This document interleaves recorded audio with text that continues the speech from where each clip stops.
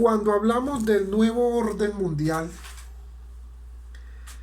de inmediato el pensamiento nos inunda, ¿verdad? Cada generación y cada dispensación, una generación es cada 2000 años y una dispensación es cada 1000 años. Cada 1000 años surge una nueva dispensación, es decir, una nueva forma de vida de la humanidad. Y cada generación viene con unos mitos, con unos hitos, con unos hitos y unos mitos, y a partir de esos mitos se desarrolla esa generación. Casi siempre esos mitos son diseñados por las grandes élites o los gobiernos de esos tiempos o los hombres, eh, que el texto bíblico algunos de ellos los llama anticristos, ¿sí? Que es lo que vamos a hablar ahorita. ¿Qué es el anticristo? ¿Quién es el anticristo? ¿Cuáles son los orígenes de los anticristos? ¿Sí? Que es hasta hoy en día un misterio para la humanidad. El Club de Hildebrand es un libro que narra precisamente parte de esas élites que se reúnen a decidir sobre los destinos de la humanidad, a decidir sobre las formas de pensamiento de la humanidad, ¿sí?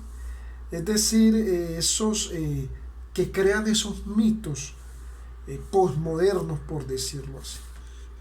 El Club de Hildebrand es un libro que nos narra y nos cuenta cómo esas grandes élites se reúnen para decidir sobre el nuevo orden mundial y cómo ese nuevo orden mundial los absorbe y terminan siendo o sirviendo a ese nuevo orden mundial.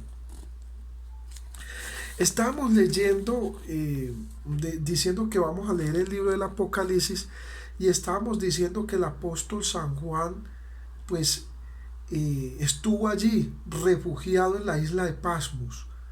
Unos dicen que estuvo preso, otros dicen que fue a refugiarse allí, a esconderse allí. Y allí escribió un libro muy figurado, como es el libro del Apocalipsis, el cual tiene unas divisiones, tiene un contenido en donde ese contenido pues dice así, eh, dice acá, dice que fue una revelación, es decir, que él dice que tuvo una visión. En la primera parte del Apocalipsis es una encomienda del autor. La segunda parte es los mensajes a las 7 iglesias, que son 7 tiempos, es decir, 7 generaciones. No se está refiriendo el apóstol San Juan a los muros, ¿sí? O a construcciones arquitectónicas, ¿sí? Que luego vamos a tener un referente sobre el estudio arquitectónico y el estudio de lo que es el arte religioso, ¿sí? Pero cuando se habla de iglesias en esta parte del Apocalipsis, se está hablando de 7 momentos, de 7 tiempos por los cuales va a pasar la humanidad o pasará la humanidad de acuerdo al apóstol San Juan. La visión de los 7 sellos, de los sellos, son bucles temporales que va a ir pasando la humanidad. Las 7 trompetas, las 7 figuras místicas, las 7 copas de ira, el juicio de Babilonia, la derrota de la bestia y el falso profeta, Satanás encadenado, el reino milenial, Satanás desatado, el juicio del gran trono blanco y el cielo nuevo y una tierra nueva. Es decir, que pasada la humanidad todos estos sucesos, habrá un cielo nuevo y una tierra nueva. Pero primero pues van a suceder. Hay una cronología de bucles temporales, podemos decirlo así, de lo que va a suceder. Como lo indicamos, cada dispensación, por ejemplo, los primeros 1000 años de la humanidad. Si usted se lee el libro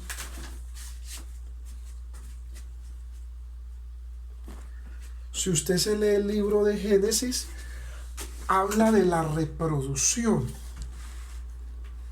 de la multiplicación, porque eso fue lo que hizo la especie sapiens después de evolucionar.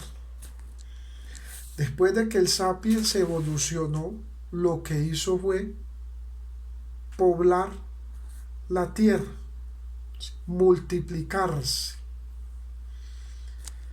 Se fue el orden mundial de ese tiempo del planeta Tierra, la multiplicación, es decir, llenar la Tierra. Luego, en un segundo momento, fue la búsqueda en sí mismo de una esencia, de una fuerza mayor, de una energía superior. Y apareció lo que fue la religión, la creencia del ser humano. Y todas las culturas, los mayas, los aztecas, los incas, los hebreos, los cananeos, le dieron una forma a esa fuerza superior, donde todos la llamaron de una forma diferente, donde todos la nombraron de una forma diferente, particular. Es decir, algunos fueron politeístas, otros fueron unicistas, otros fueron trinitarios, pero cada uno le dio explicación a esa forma sobrenatural existente en el planeta Tierra. Entonces, los segundos 1000 años de historia de la humanidad, las diferentes culturas le dieron forma. Sí, a través de los patriarcas hicieron pacto. Se establecieron los pactos de la humanidad. Los otros 1000 años fueron las construcciones de grandes civilizaciones. Es decir, el ser humano descubre el poder, las formas de gobernar. Y aparecieron las primeras civilizaciones que ya las mencionamos: China, Grecia, Esparta, la India, Mesopotamia, Babilonia. Aparecen las primeras civilizaciones que crecieron de un esplendor enorme, a tal punto que grandes historiadores dicen que estas civilizaciones fueron visitadas por otros seres en su tiempo. Y de estas civilizaciones, Babilonia, Egipto, China, Esparta, luego llegamos a los siguientes 1000 años, que es la aparición del Imperio Romano, que lo absorbió todo. Roma llegó a ser uno de los imperios, o llegó a ser el imperio más grande que ha existido sobre la humanidad. y el cual revivirá antes de la llegada del cielo nuevo y la tierra nueva, revivirá un imperio que será manejado por un anticristo que no se puede mencionar de acuerdo a la Biblia, que todavía no se revela quién es, pero que ya está preparado para que la humanidad lo reciba, para que la humanidad lo acepte, que absorberá otros territorios, otros países, y se impondrá a través de la fuerza militar. Lo que en griego se dice terión, y que se describe como la bestia, la gran bestia, pero que aún todavía está escondido, porque cuando se revele manejará el mundo de manera militar.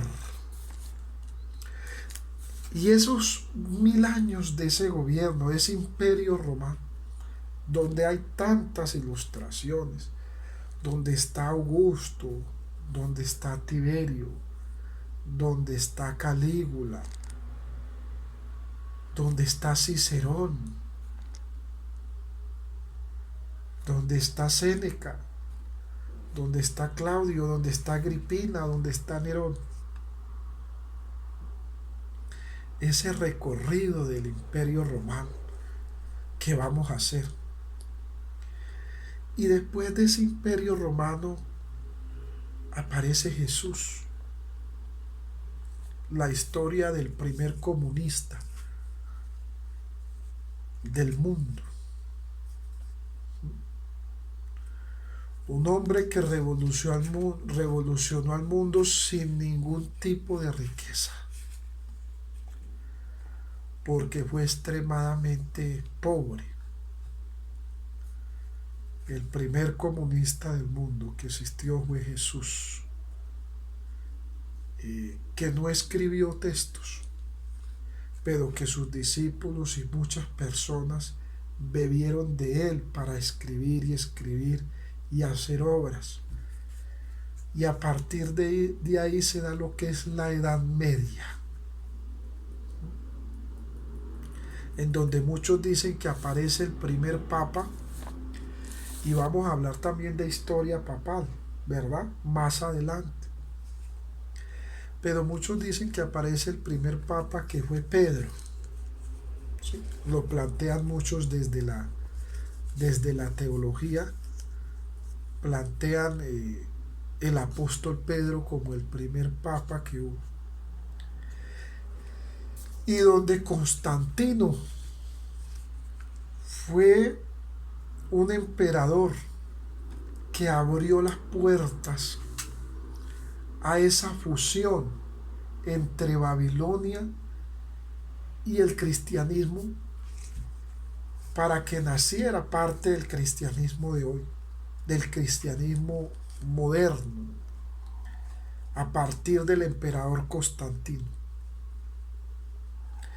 De esto hay muchas otras opiniones y muchos disentires, pero ahí está la historia en el Concilio de Trento con Constantino, quien permitió que se ingresaran creencias del origen babilónico, creencias del origen hebreo, creencias de otros países, de otros estados, y promovió lo que fue el ecumenismo, un movimiento que hoy todavía está vigente, el movimiento ecuménico de juntar todos los saberes, de juntar todas las creencias religiosas en unas solas y crear un solo movimiento ecuménico, el ecumenismo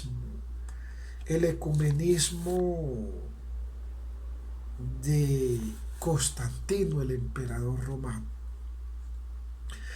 Estas y muchas otras explicaciones narran todo este tema del cual vamos a hablar, del cual vamos a beber y que es muy importante.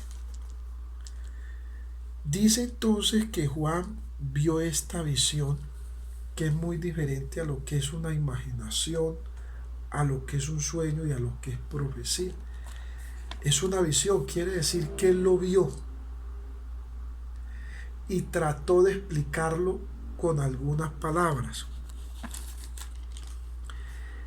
El libro de Apocalipsis, el capítulo 5, el capítulo 6 dice: vi cuando el Cordero abrió uno de los sellos y oí uno de los 4 seres vivientes decir. Allí ya empieza a mencionar unas entidades que no son de acá, que no son de este planeta, seres vivientes. Es decir, que el ser humano, de acuerdo a la teoría cristiana, no es el único que existe. Y ni siquiera los ángeles, los arcángeles, los querubines y los serafines, es decir, hay unos seres vivientes externos que no sabemos los nombres, que no sabemos cómo son. Por ahí hay algunas definiciones, pero no sabemos bien, que pueden ser teofanías. Y ahí está la otra tarea para ustedes, de estudiar qué es una teofanía y demofanía. Una teofanía en relación a la posibilidad que tiene este ojo humano de ver cosas divinas. Y una demofanía, la capacidad que tiene este ojo de ver cosas infernales, es decir, del mismo infierno. Dante Alighieri, el gran poeta que escribió la Divina Comedia, vio demofanías, es decir, vio cosas infernales. En el libro del Apocalipsis se presentan las dos. El autor ve teofanías, es decir, ve cosas divinas, pero también ve demofanías, es decir, ve cosas infernales. Lo que da a entender de que tenía una escatología muy avanzada. Es decir, que tiene unos estudios demasiado avanzados, son cerebros demasiado avanzados, que el ser humano tiene que tener cuidado con ellos, porque para hacer esos estudios se necesita de muchos otros conocimientos y ese conocimiento no se puede recibir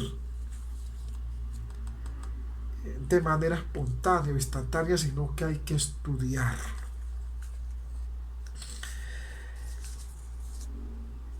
Estamos en un nuevo orden mundial que ha absorbido a muchos. A muchos los ha absorbido a través de la riqueza, de muchas cosas, de los afanes de la vida, de los intereses. Y es ese nuevo orden mundial. Pero este nuevo orden mundial tiene unas características que vamos a ir descifrando. Vi cuando el Cordero abrió uno de los sellos y oí uno de los 4 seres vivientes decir con voz de trueno. Es decir, que esa lingüística de esos seres no es la misma voz ni es las mismas palabras que tenemos nosotros. La palabra como, ¿sí ve que aparece como? Es decir, no vi, la palabra como aparece como un símil. Es decir, que esto es una comparación. Es decir, él vio y las cosas que vio, él trató de buscar las palabras más relacionadas, pero no es que sean exactamente esas palabras. Sí, es decir, él trató de buscar el símil. En esto hay que estudiar lo que es las figuras literarias. Como con voz de trueno ven y mira, y miré y aquí un caballo blanco. Se habla de caballos a prototipos de gobiernos, de seres humanos que han existido y que van a existir. En la antigüedad, pues, el caballo blanco era para el emperador, el caballo blanco era para el César, el caballo blanco era para el comandante de la guardia pretoriana en el Imperio Romano. Es decir, que ese primer sello que se abrirá se refleja un gobierno que viene preparado militarmente. Se refleja un gobierno que está cimentado en la doctrina militar. Y toda la historia, desde los grandes gobiernos que han existido en la humanidad, han sido fundamentados sobre la doctrina militar, sobre la fuerza militar.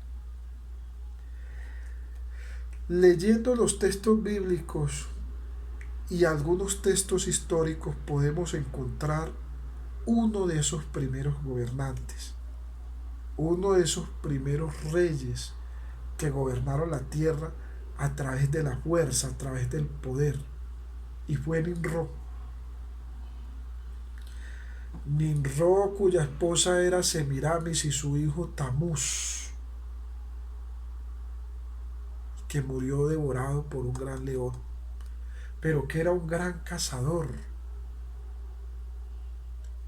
Era un gran cazador. Y las características de las primeras generaciones que existieron era el paganismo, la sodomía y el gomorrismo, que luego vamos a ampliar eso. Es decir, humanidades cercanas a la barbarie, que vivían de la caza, que practicaban lo que era la fornicación constantemente, el adulterio, la lascivia, que eran politeístas, es decir, que tenían varios dioses, que exponían sus cuerpos en teatros al desnudo.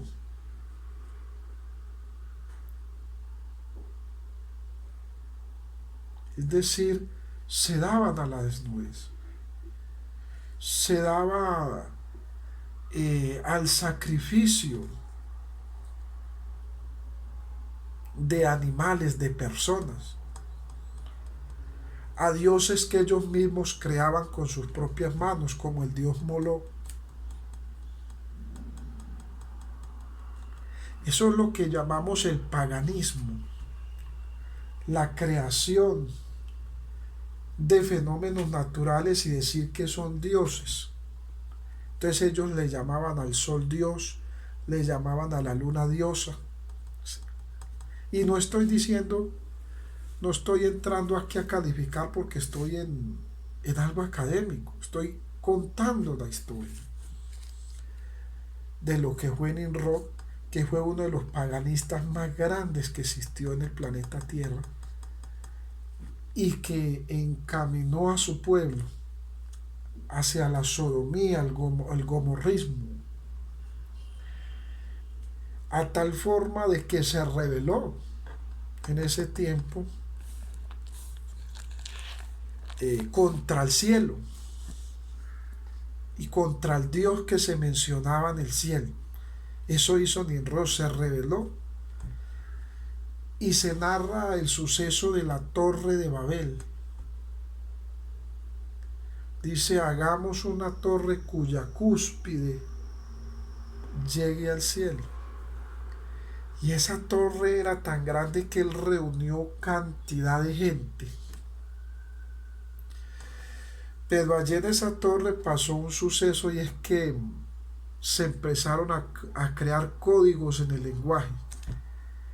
Nació una semántica diferente de grupos y nacieron parte de los idiomas. Pero allí hubo un encuentro de que la gente no se entendía, entonces la torre no se alcanzó a construir. Entonces el primer dice, cuando abrió el segundo sello y al segundo ser viviente, no dice, vi cuando el Cordero abrió uno de los sellos y oí una voz de los cuatro seres vivientes decir como con voz de trueno, ven y mira, y miré y aquí un caballo blanco y el que lo montaba tenía un arco. Es decir, que ese arco es no alguien que viene en son de paz, sino que viene en son de hacer la guerra. Y esos caballos blancos ya han existido. Entonces mencionamos a Nimrod, mencionamos también a Nabucodonosor, ¿sí? Mencionamos también a los reyes egipcios, a los faraones, Ramsés primero y Ramsés segundo, fueron caballos blancos. Tuvieron como esclavos al pueblo hebreo más de 400 años. Entonces, cuando ustedes vean esta palabra caballo blanco, se refiere a gobiernos, a hombres de guerra que han llegado y han sometido a la humanidad. Los Ramsés, por ejemplo. Los Ramsés en Egipto fueron grandes faraones que sometieron a la humanidad con un arco, con poder militar. Los Nabucodonosor en Babilonia, Darío rey de Babilonia también. Y podríamos mencionar mucho Antíoco Epifanes. Son personas, son reyes que sometieron y de los cuales dependió la humanidad, porque cada uno tiene una característica militar que podríamos llevar todo un tiempo explicando, pero aquí solamente los mencionamos y que ustedes tienen esa misión de estudiar. Entonces, hay gente que los teólogos que los llaman anticristos. La Biblia los llama caballos blancos que vienen con un arco. Con un arco porque vienen con una doctrina militar y tienen un poderío. Los más recientes, Benito Mussolini, ¿sí? Quien doblegó a su pueblo y lo gobernó a través de la doctrina militar, impuso su, ¿sí? Mussolini. Stalin, Stalin quien gobernó la Unión Soviética. Stalin. Adolf Hitler, quien no solamente quería conquistar Alemania, sino otras regiones y se extendió. Y usó las cámaras de gases en el Holocausto, en la Segunda Guerra Mundial. Usó el bombardeo, usó submarinos, es decir, son hombres que vienen con un arco montado sobre un caballo blanco y eso es un simbolismo. Dice, sigue diciendo,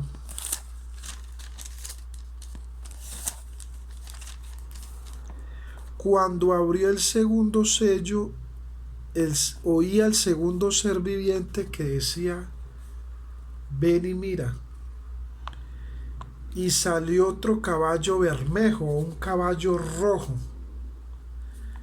y el que lo montaba le fue dado poder de quitar de la tierra la paz y que se matasen unos a otros, y se le dio una gran espada.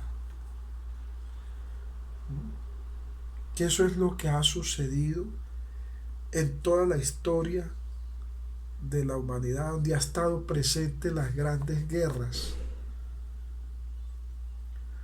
Como por la muerte de un archiduque, de una persona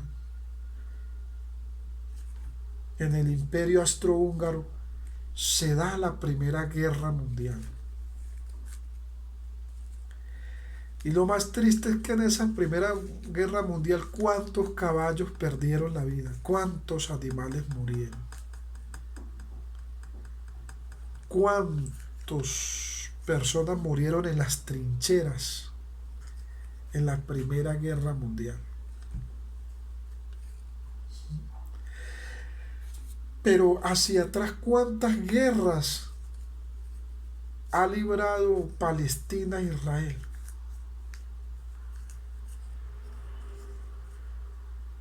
¿Cuántas guerras ha librado Palestina e Israel? Entonces, ese ha sido, es decir, ha sido un mito que ha estado presente en todas las dispensaciones del ser humano, la guerra por el poder, la guerra por imponer su verdad sobre otras verdades, la guerra por quitar lo que le pertenece. ¿Sí? Entonces aquí nos está hablando de eso. Nos está diciendo de que son días de guerra. Son días en donde la carrera armamentística puede crecer. Son días en donde